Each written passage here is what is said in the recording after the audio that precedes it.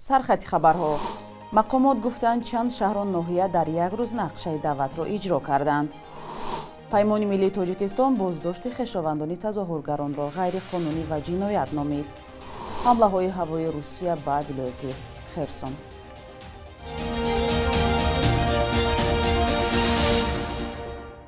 سلام بینندگان عزیز، امیدوارم خوبید و هفته نوی کاری برایتان با قرار باشد. برنامه نوید بامدادی را تماشا دارید که از دوشنبه تقدیمتان می شود. امروز 2 اکتبر است.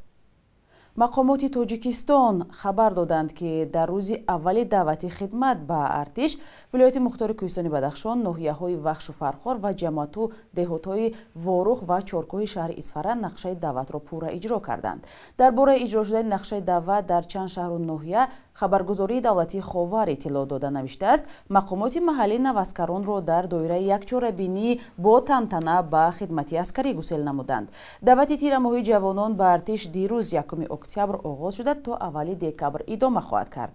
دعوت به صف نیروهای مسلح تاجیکستان همساله با سر و صدا درباره سرپیچی جوانان از خدمت و جلب مجبوری یا به اصطلاح ابله آلوده می شود. در تاجیکستان خدمت در صف نیروهای مسلح حتمی است و برای سرکشی از آن جزا پیش بینی شده است. بر اساس قانون اگر جوانی سالم و مطابق به طلبات ارتش از خدمت در صف نیروهای مسلح تاجیکستان سرکشی کند، دادگاه می تواند او را یا جریمه بزرگ بندد و یا تا 2 سال به زندان محکوم کند. یک سبب اصلی سرپیچی جوانان از خدمت حربی حتمی 2 ساله در بدرفتاری در صف نیروهای مسلح تاجیکستان نامیده می شود که گاه با مرگ و معیوب شدن سربازان انجام می یابد.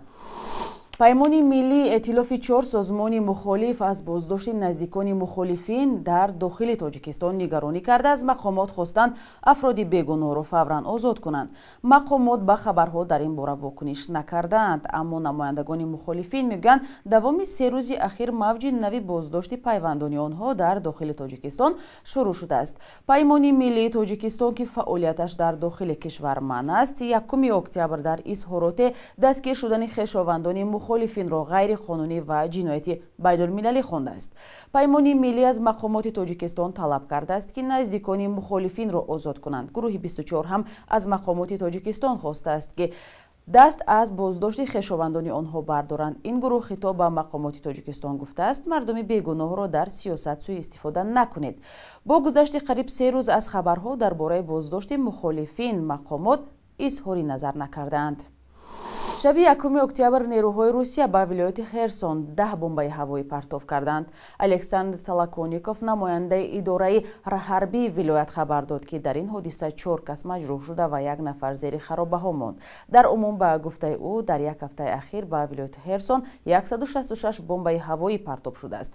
با سبب زیاد شدن ضربه های هوایی در منطقه خرابی ها زیادند. افزوده است این نفر ستاد کلی ارتش اوکراین خبر داد که در شبانه روز گذشته نیروهای روسیه به خاک اوکراین در عموم 99 حمله هوایی انجام داده است.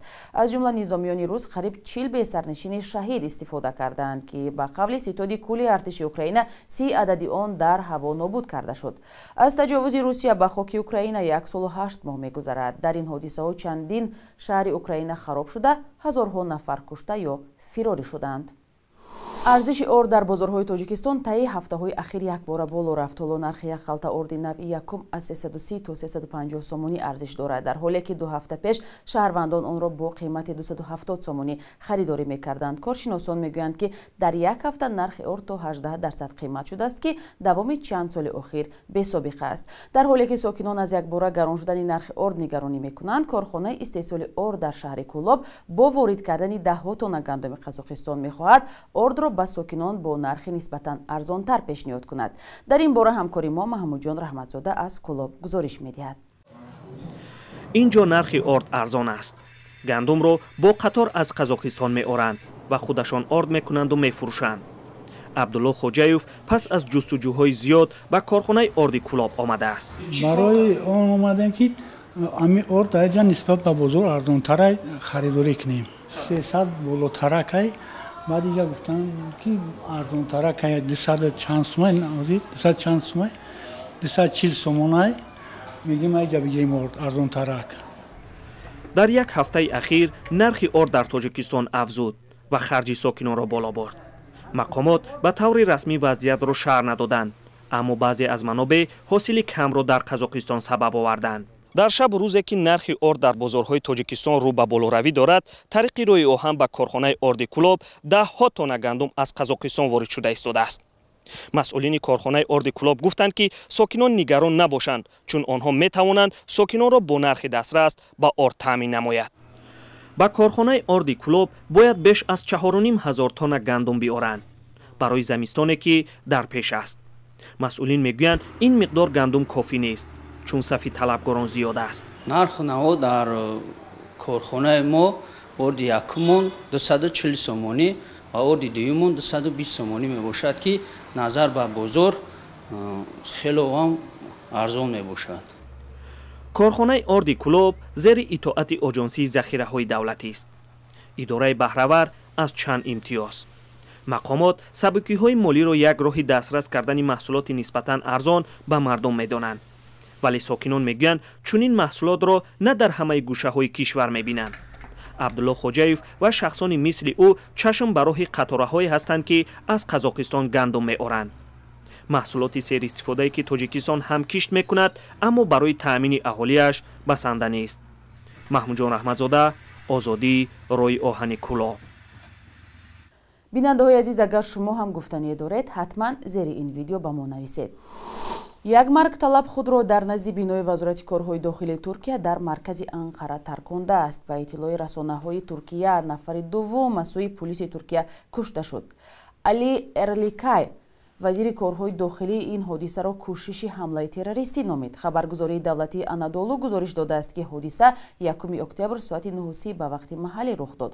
ба навиштаи оҷонсии Хабар Турк, 2 нафар бо мошин ба назди бинои вазорат омада ин таркишро анҷом доданд. ба қавли ин манбаъ, дар пайи ин ҳодиса 2 маъмури пулис захмӣ шуданд. дар паҳлӯи бинои вазорати корҳои дохилии Туркия парлумон ҷойгир шудааст. қарор буд имрӯз вакилон баъди таътили тобистона аввалин ҷаласаи парлумонро баргузор кунанд. бахши якрӯзи таърих тақдиматон мешавад ки муҳимтарин таҳаввулоти таърихи 2 октябрро фаро мегирад.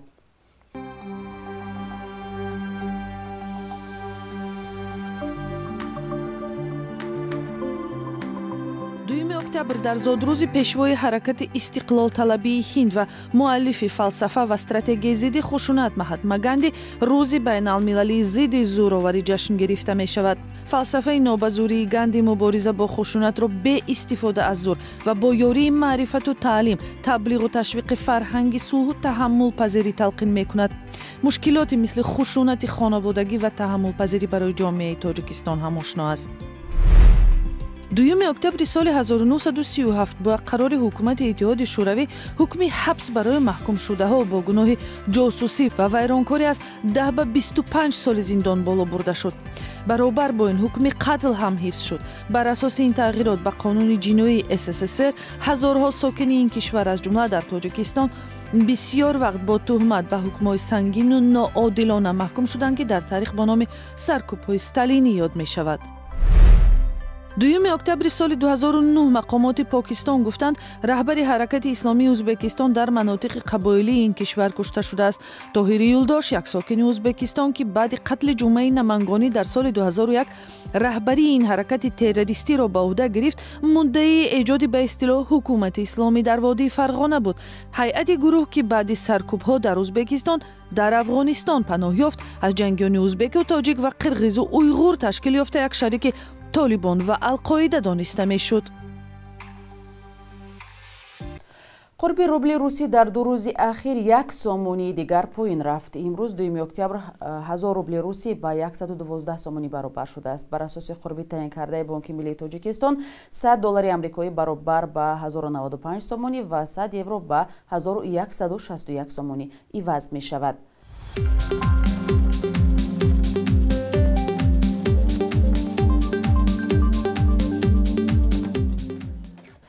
бинандаҳои азиз, шумо навиди бомдодиро тамошо кардед. назару пешниҳодҳои худро ба мо нависед. то фардо дар ҳамин барнома. худо нигаҳдор.